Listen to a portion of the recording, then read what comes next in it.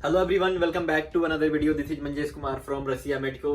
तो जैसा आप लोगों को पता है, मैं आप लोग के लिए हमेशा इन्फॉर्मेटिव वीडियो लेके आता हूं। तो इस वीडियो में आप लोग के साथ डिस्कस करने वाला हूं कि रशिया में पैसे कैसे विड्रॉ हो रहे हैं इंडिया से या फिर किसी और कंट्री से। तो सबसे पहले अगर आप हमारे channel Russia Medico and Russia Medico info दोनों चैनल को सब्सक्राइब नहीं किया तो सबसे पहले जाकर चैनल को सब्सक्राइब कर लो और इस वीडियो को लास्ट तक जरूर देखना। तो चलिए फिर बिना टाइम वेस्ट किए हुए आज का वीडियो स्टार्ट करते हैं।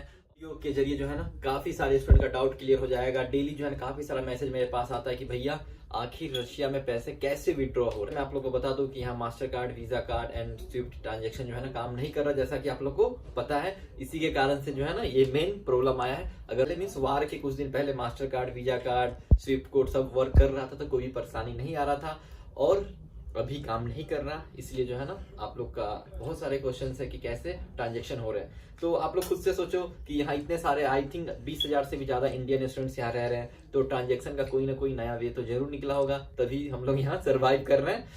तो चलिए फिर आप लोग के साथ मैं डिस्कस करता हूँ कि आखिर हम लोग पैसा यहाँ कैसे विड्रॉ कर। सबसे पहले मैं आप लोग को बता दूं कि रशिया एंड इंडिया के बीच में रुपए एंड मीर कार्ड जो रशिया का खुद का है एंड रुपए कार्ड जो इंडिया का है। रुपए एंड मीर में जो है ना कुछ ऐसा डील चल रहा है Indian government and Russian government में कि आपका जो मीर कार्ड है वो इंडिया में काम करेगा और रुपए कार्ड है वो रशिया में काम करेगा। ये लेकिन इस पे जो है ना काफी महीनों से बात चल रहा है, लेकिन अभी तक जो है ना ये मार्केट में नहीं आया है। तक जो है ना ये कार्ड काम करना स्टार्ट नहीं हुआ है, लेकिन फ्यूचर में ये काम करेगा क्योंकि I think yes bank and SBI के थ्रू जो है ना कॉन्ट्रैक्ट साइन कर रही है रशिया।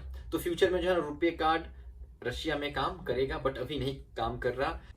तो अभी जो है ना आखिर हम लोग अभी पैसा कैसे विड्रॉ कर रहे हैं, सबसे मेन क्वेश्चन है ये। तो चलिए फिर इसके बारे में डिस्कस करते हैं। और आप लोग को बता दूं कि अभी हम लोग यहाँ पैसा विड्रॉ जो है ना क्रिप्टो करेंसी के थ्रू कर रहे हैं।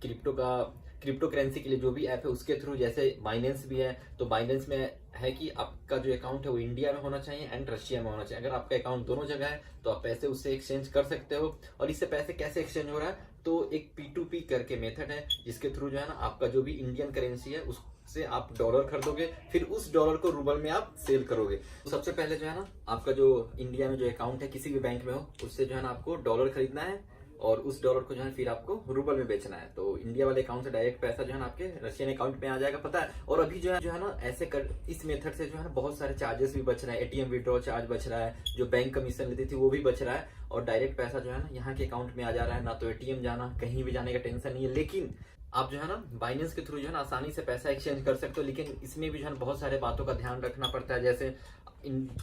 जैसे जिनका बाइनेंस पे अकाउंट है उन्हीं का अकाउंट जो है रशिया में होना चाहिए और उन्हीं का अकाउंट जो है इंडिया में होना चाहिए, क्योंकि नाम जो है ना ऑटोमेटिक फिल हो जाता है। नाम भरने का आपको मौका ही नहीं मिलेगा, बस आपको अकाउंट नंबर फिल करना है।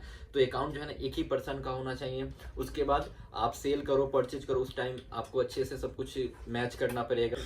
और एक और बात का ध्यान रखें, जब तक आपका पैसा यहाँ रशिया वाले अकाउंट में नहीं आ जाता है आप यूएसडीटी रिलीज मत करना। अगर आप यूएसडीटी रिलीज कर दिए तो आपका पैसा गया।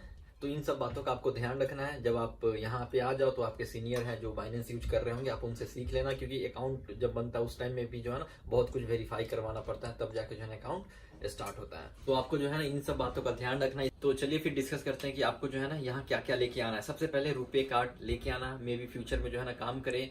मास्टर कार्ड, वीजा कार्ड आप लेके नहीं आओगे तो कोई बात नहीं, क्योंकि अभी काम नहीं कर रहा। इसके बाद बाइनेंस यूज करने के लिए आपके पास इंडिया में बैंक अकाउंट होना चाहिए, उस बैंक अकाउंट का इंटरनेट बैंकिंग ऑन होना चाहिए, और साथ में ओटीपी भी आना चाहिए। अगर ओटीपी नहीं आएगा तो फिर आप कैसे ट्रांसफर करोगे। और यहाँ जो है ना फोन पे काम नहीं करता, यहाँ जो है ना गूगल पे बस काम करता है। और गूगल पे भी जो है ना जब तक आपका ओटीपी आ रहा है तब तक ही काम करेगा, क्योंकि एक बार सिम जो है ना सिम से नेटवर्क गायब हुआ और ओटीपी बंद हुआ तो काम नहीं करेगा। इसीलिए या तो आप पोस्ट पेड रिचार्ज करा के आना, या फिर यहाँ आने के बाद हर एक मंथ जो है ना सिम कार्ड में रिचार्ज करवाते रहना, क्योंकि आपको पता है अगर आप 2 मंथ तक अगर सिम में रिचार्ज नहीं कराओगे तो आपका सिम बंद हो जाएगा। तो इसका भी ध्यान जरूर रखना है, रेगुलर बेसिस पे जो है रिचार्ज जरूर कराते रहना। तो इन सब बातों का जो है ना आपको ध्यान रखना है यहाँ आने से पहले। सबसे इंपॉर्टेंट, सिम कार्ड वैसा जरूर लाना जिसमें जो है ना ओटीपी आता हो। बेटर होगा कि आप एयरटेल का सिम लेके, और एयरटेल जो है ना पूरे रशिया में काम करता है, एयरटेल का सिम। आई होप आप लोग को ये वीडियो अच्छा लगा होगा। अगर वीडियो अच्छा लगा तो अपने दोस्तों के साथ शेयर जरूर करें। मिलते हैं फिर आपसे नेक्स्ट वीडियो में नेक्स्ट इन्फॉर्मेशन के साथ।